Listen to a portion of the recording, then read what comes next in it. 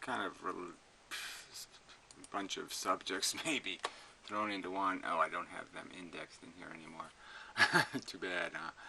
Yeah, I'll have to go to his channel page, I guess, to reference his videos. Oh dear. Oof, he's got a couple more on here that I'm probably going to really hate. But anyway, so I'll get to them, I guess, afterwards. But I wanted to get to, where's the, it's just always such a problem. Atheism versus India. Okay, let's play a little bit of this. And, I guess I would just preface by saying, you know, there's lots of disagreement. You know, I had a bit of disagreement with people about Jesus Christ and the moment where Judas confronts him, and what the significance or meaning of Jesus' words in that circumstance were, and they have their whole story, and I have my story and my interpretation. And I would argue that I have an interpretation of the Sermon on the Mount that is completely different than what all Christians believe, essentially. I believe Jesus was being quite literal when he said, you know, do the birds have, whatever he said, microwave ovens. He was just making the argument that nature takes care of all these things because they do not ask for more than they're entitled to. And in a sense, humans would do just fine in nature. It's where they belong. And that it is only because they have perverted their place that they have all this problem, all this strife. And so he was basically saying, screw civilization. You know, let's go back to being animals. They don't have to worry about mortgages and paying bills and all this other stuff. And so it is just kind of ironic in the sense that I don't think most Christians have a clue what Christianity is. And I'm saying that I probably don't think this guy has a clue of what the Hindu and Buddhist traditions are really based on. It's his interpretation, and I think it's a wrong interpretation. I think the insights of Buddhism are probably more reflected in Jainism than in Hinduism, or some other kind of expression. The disciple asked, Om, by whose will directed does the mind proceed to its object?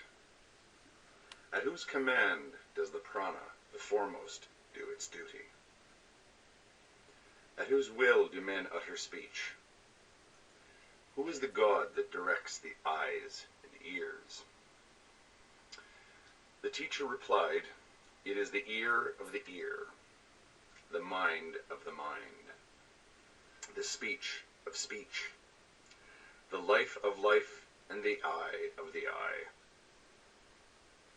Having detached the self from the sense organs and renounced the world, the wise attain to immortality. The eye does not go thither, nor speech, nor the mind. We do not know it. We do not understand how anyone can teach it. It is different from the known. It is above the unknown. Thus we have heard from the preceptors of old, who taught it to us. That which cannot be expressed by speech, but by which speech is expressed, that alone know as Brahman, and not what people here worship.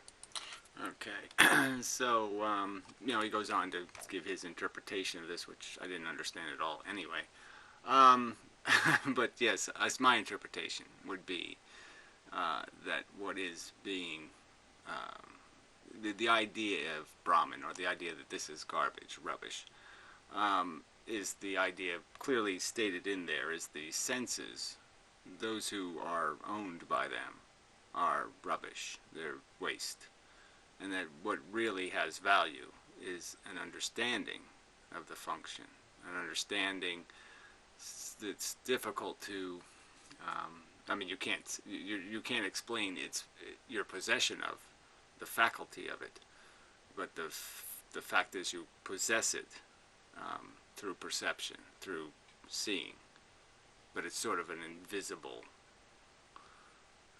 strings. You're seeing the invisible strings of your psychology, essentially, of the mechanism. and recognizing that behind the mechanism is a truth of function, and that there is no function, essentially. There is no, it's just desire.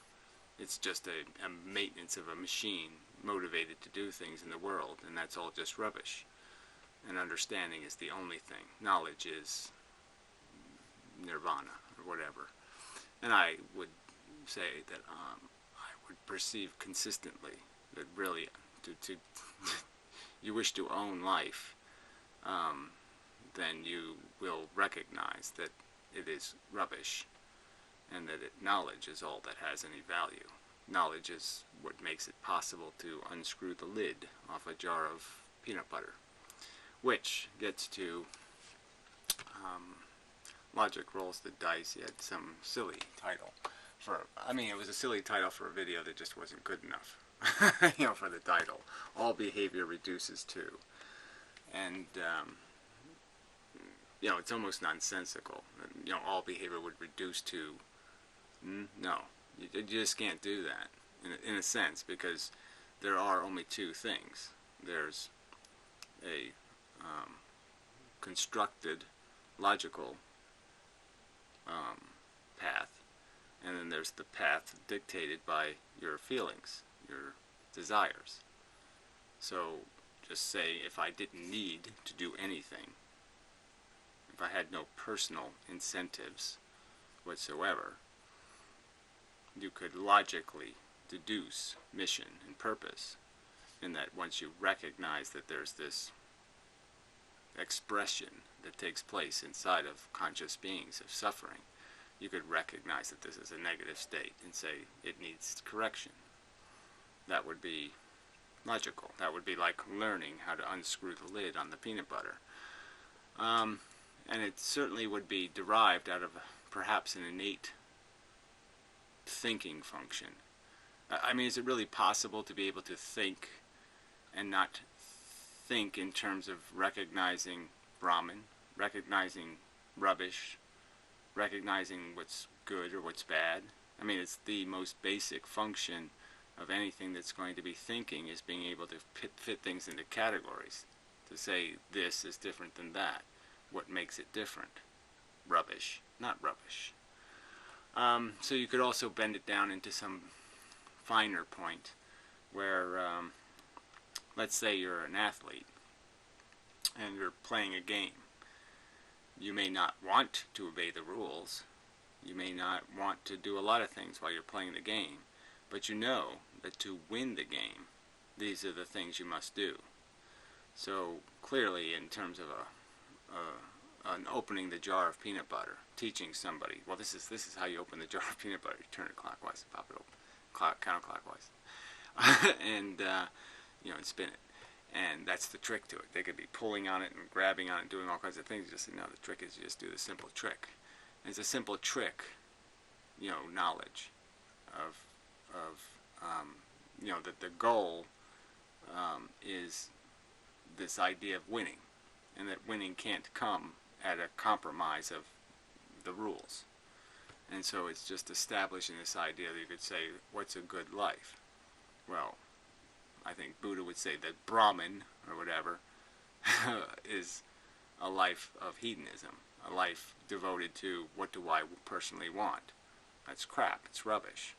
A good life is going to be, what did my life do in the world? What was its effect on the machine, the symptoms of the machine? And the goal is to be productive. So, all I have to do is say the word productive, right? Is the word productive, would the word productive be Brahman? I don't think so. I think the word productive would be, it's just too important a word. It's too sensible a word. It's too connected to the idea of good. This idea that there is a obvious, once you acknowledge the existence of good and bad, productive is just increasing the balance, making more good, making less bad. And once you know that's the goal, now you know what the peanut butter you're after is. And then the trick is just learning the spin trick. That the trick is that good and bad doesn't exist in you. You're not the universe. You're not all the good and bad in the universe. All the good and bad is in all these other things. And so what's your effect on all the other things? That's where you're going to find the winning, the goals.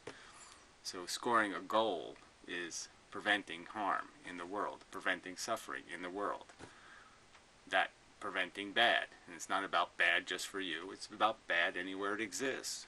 That's logical. So this really is a philosophical. Behavior reduces to understanding. If you don't understand, then you'll try to pry the lid off the peanut butter. If you do understand, you'll logically spin the lid off the peanut butter.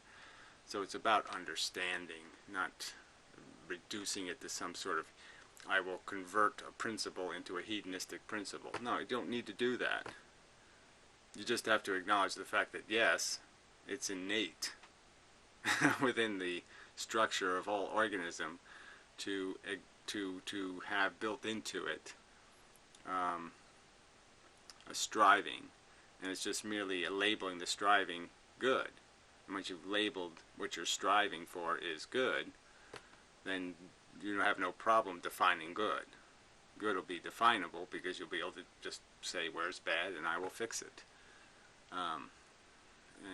So what else? And that would just be, yes, it would be a self-esteem thing. It would be an ego thing. You can certainly convert it into emotional necessity. I'm not even quite sure that you have to do that, though. Even in a positive or negative sense. Just the acknowledgement that that's the game, and you know that a rules violation will exit you from the game. Following the rules just seems like that's just part of winning the game. It's part of the way you win, is to follow the rules. And the rules are, your desires are not going to be your guide. They're just not going to help you at all in terms of figuring how to get this jar open. I don't know if I said that as well as I'd like to have, but I think it's good enough. I have often pointed out that altruism has to be made. If you have to make your body move, and to make your body move, you have to affirm an idea. But that affirmation, although it's emotional, it's rational. Like I said, I mean, the personal incentive I would have to say jump on the grenade in the right circumstance to prevent harm to things I consider more valuable than my oneself, that kind of act, okay, would just require understanding. And once you understand, well, that's going to be the rule of scoring the goal. I will score the goal. Yes, I will be sacrificed, but the goal will get scored. The good will be preserved. And once you've recognized that, it's not really a matter of having any necessity of a personal desire. I mean, I think it'd be just silly to call it a personal desire. You don't want to obey the rule, but the rule is the rule, and you know the rule is the only way to win, so you'll do it to win. But I mean, it's so distant from the personal ambition that it's sort of an insult to the knowledge to say it's just about the peanut butter. Or whatever the right metaphor is. So anyway, let's play a little bit of this, just see what kind of crack shit this is. It's probably just awful. I'm predicting. Okay, dinner response video to inmendham, or inmendham I should say, inmendham.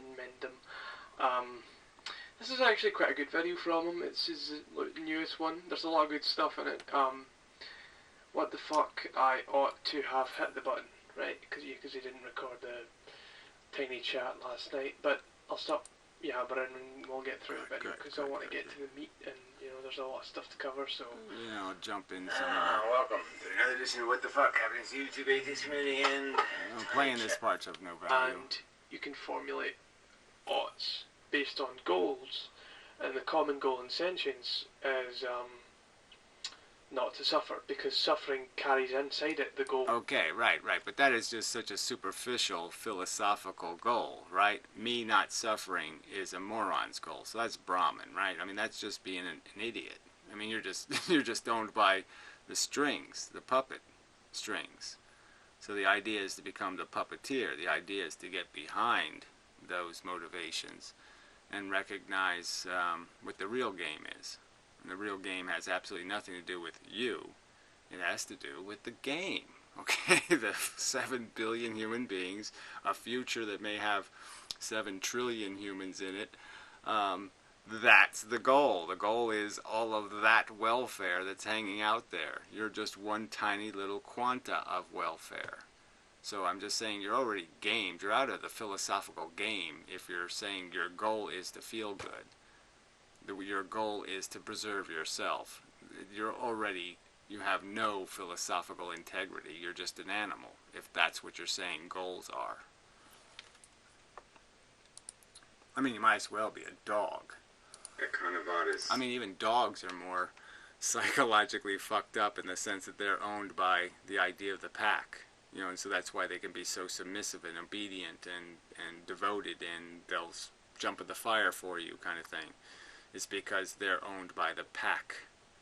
All right? And I'm just saying we shouldn't be owned by culture. We shouldn't be owned by pride in nation states. We shouldn't be owned by anything but the simple understanding that there's a certain amount of fucking torture that's going to take place, and if we can reduce that amount, that's winning. Period. It's not that complicated. Torture is torture. It doesn't matter what beastie it's in, and you just stop it. If you stop it, you win. You gain points. Your life goes good up. The goodness of your life goes up. You become productive. You become an asset. Your existence becomes a benefit to the universe. And in a sense, if that isn't your ambition, to be a benefit to the universe, you're a fool, a fucktard, and an idiot. Doing his religious thing, and that's all I can call it. It's who cares what... I've seen a bit of this. Wait till it... I guess my fundamental argument would be, I mean, the most basic argument is, if somebody proposes a theory... let's not do this part. Just jump to the part. Tied together with one mind. So, yeah, that's... Tied together with one mind. I hate that rhetoric. Experience that matters, right? But it's still a subjective experience. We're not tied together with one mind. Yeah, well, who cares? Again, what kind of idiot would I need to be to have a string tied to the other person? I'm that stupid. Okay, they have to actually have they can't talk to me without having a tube tied to my ear. I mean, I can't figure out the relationship without them yelling it inside of me. Their existence has to actually vibrate something inside of me for me to acknowledge it. I mean, this is just such a fucking dodge. I don't need to feel their fucking pain to acknowledge their fucking pain. It's just so fucking stupid to say I have to feel it. I do not have to feel it. So, yeah, that's... Or come up with some other explanation, like somehow my feelings are part of a matrix. And serious intellectual conversation with that premise. So, let's see what this crap an audience that at least accepts we're not in a fucking matrix, right? I mean, who are these people that are holding you back? I think they're trolls, because honestly, someone's just been a pet. Well, frankly, you're holding me back, okay? This whole fucking having to have some stupid argument about, we need to feel each other's pain to acknowledge each other's pain. What the fuck nonsense is that? This whole idea that it's subjective because it happens to subjects. Yes, so fucking what? Alright, I mean, individual dishwashers wash dishes. Who the fuck cares? There's a certain amount of dishes getting washed. What the fuck does it matter what dishwasher's doing it? It's not about the fucking dishwasher. It's about what the dishwasher is doing. It's about what we are doing consciously. That's what matters. What we're experiencing. The experiences are the only thing we're doing here that really matters. I mean, the gases flying out of us and the flesh and all this other crap is completely irrelevant. This subjective crap. We are making something. Conscious reality. That's what we're making. That's the product of our existence, the only significant and meaningful product of our existence. If we were not conscious and just mechanically did all the shit we do, okay, but never felt anything, what would it matter? It would still be subjective, it'd still be all this crap, but it wouldn't make a goddamn dime's worth of difference. Ah, shit. They wouldn't actually have a serious intellectual conversation with that premise. So don't don't suffer fools gladly. Yeah, whatever this means, right? Well, why the fuck am I suffering you then? Because in my opinion, as soon as somebody starts talking about the fact that human beings are individuals and they are subjectively, individually creating feelings, well, fucking duh. That's not the point. The point is what they're making by being alive is the thing that has value. The consciousness has value. Who cares that it's held in a vessel? Who cares it's in a vase? They're flowers in a vase. You're going to pretend the flowers aren't flowers anymore because they're in a vase. Well, so fucking what they're in a vase? Big fucking deal. Not the same as valuing the other pawns unless the pawn already value, or I should say, I don't want to say value as verb, but value as noun. But even value as noun, the suffering is still, the value as noun is still intrinsic to the suffering, which is still by definition a subjective experience. Yeah, well, fuck you. By definition, it is not. By definition, it's a real experience. By definition, its subjectivity is irrelevant to its reality. The fact that my name is Gary and his name was Jim and say we were identical in every other respect, are you really going to tell me that this matters? I'm Gary, he's Jim, that matters? I mean, this is a fucking idiotic argument. It's fucking idiotic. Why do I have to explain the fact that it just goddamn doesn't matter? You want to pretend it matters which zebra gets eaten by the lion? That the event isn't the fact that the lion is eating a zebra and the zebra is suffering? That's not important. No, it's which zebra is doing it somehow is important. I'm afraid not. Fuck. It would only be, the goal would be points for the whole game, so to speak, if each of the players had the motivation and that was the goal, and they had... Yeah, it's not the motivation, it's the knowledge, frankly. Again, this isn't something that's going to be innately motivated in you like a dog, its devotions to its pack. Human beings aren't dogs, okay? They don't have a pack mentality. It's strong a one anyway.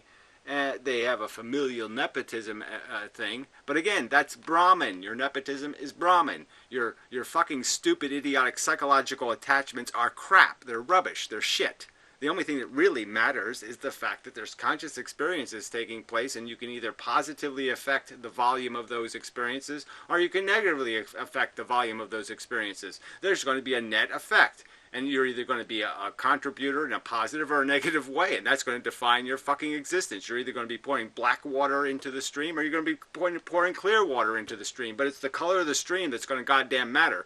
You don't matter. You're fucking irrelevant.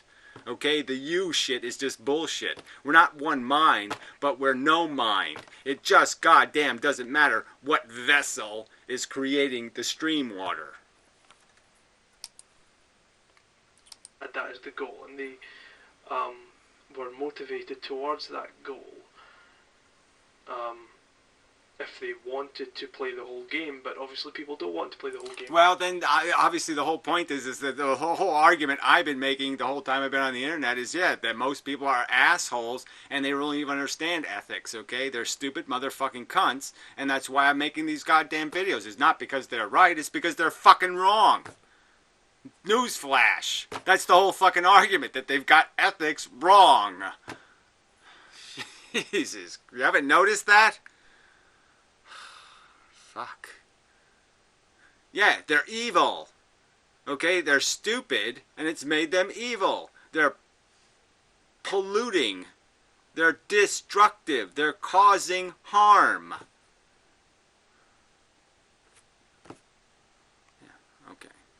Probably enough. Anyway, I really don't have any interest in dragging this all out, and I probably should play his video properly. But it's just this, he's just going to keep sliding back to this silly argument that the subjectivity is somehow relevant, and somehow this is about what we individually value. What we individually value, the argument is there's a truth. I don't care about your values. I don't care about his values. If you jackasses are going to argue about what soap opera is better or what video game is better, I mean, well, what the fuck? That's just irrelevant. I'm looking for the goddamn truth. Okay, and I'm saying there's a truth out there. And it just seems that you assholes are resigned to the fact that you have no interest in finding it and no interest in arguing it. But I'm saying there's a truth. You either think Superman's better than Batman or you don't, and you're either going to make an argument proving it. But this fucking idiotic, let's all just agree to have our subjective definition of right and wrong, it's just fucking idiotic. There's a right and there's a wrong, and I think it's completely based on whether or not you're torturing shit or not. How much torture you're creating seems a pretty goddamn good standard for right and wrong. Yeah, I think you got it wrong. If there's more torture in the world when you're done doing whatever the fuck you're doing, then I think you're doing it goddamn wrong. Fuck.